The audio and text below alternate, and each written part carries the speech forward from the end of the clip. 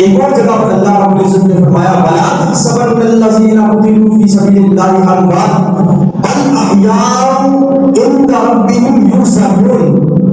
جو لوگ اللہ کی راہ میں مارے جائیں ان کو مردہ گمان بھی نہ کرنا، اپنے ذہنوں میں یہ بات بھی نہ لے کے آنا کہ وہ مردہ ہے، بلکہ وہ زندہ ہے، اللہ کے ہاں سے رزق بھی کھاتے ہیں، اللہ تعالیٰ ان کو رزق بھی عطا فرماتا ہے۔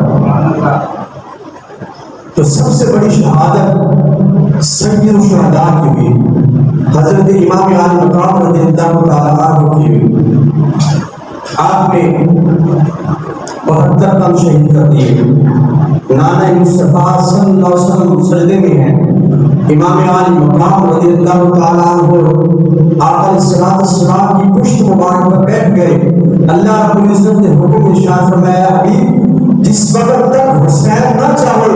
کہ وہ آپ کی پیٹھ سے آپ کی پشت مبارک سے اترے، اس وقت تک آپ نے سجدے سے سر نہیں اٹھانا۔ اور لوگوں یاد رکھو جب آقا الصلوۃ والسلام سجدے میں تھے تو اس وقت آپ کے کندھے پر اور آپ کی پشت مبارک پر حسین تھا، اور جس وقت کربلا کے میدان میں امام عالی مقام رضی اللہ تعالیٰ نے سجدے میں تھے اور امام عالی مقام کے پشت پر اور ان کی کندھے پر دین مصطفیٰ تھی۔ اسی لیے خواجہ معین الدین چشتی اجمیری سندری رحمۃ اللہ تعالیٰ علیہ فرماتے ہیں کہ شاہ اصل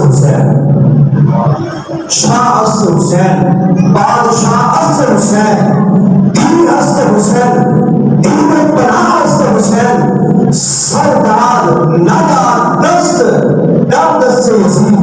حقا کے بنا لا الہ اصل حسین کہ سر کو دے دیا، ہاتھ یزید کو نہ دیا، دین کو پناہ دے دی۔ جس وقت نانا مصطفیٰ سجدے میں تھے اور آپ کے کندھے پر اور آپ کی پشت پر حسین تھا، اور جس وقت کربلا کے میدان میں حسین علیہ مقام رضی اللہ تعالیٰ عنہ سجدے میں تھے تو آپ کی پشت پر دین پناہ میں تھا۔